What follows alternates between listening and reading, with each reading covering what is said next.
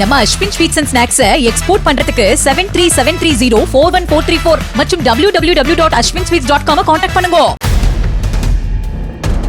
உடுமலையில் 7ஆம் வகுப்பு மாணவனை தனியார் பள்ளி ஆசிரியர் தாக்கியதில் மாணவன் மருத்துவமனையில் சிகிச்சைக்காக அனுமதிக்கப்பட்டுள்ளான். சம்பவத்தன்று அந்த மாணவன் வழக்கம் போல் பள்ளிக்கு சென்றுள்ளார். அப்போது அருகில் உள்ள சக மாணவனிடம் பேசியதாக கூறி தமிழ் ஆசிரியர் கண்ணன் மாணவரின் தலை, கன்னம், முதுகு உள்ளிட்ட பகுதிகளில் சரமாரியாக தாக்கியதாக கூறப்படுகிறது.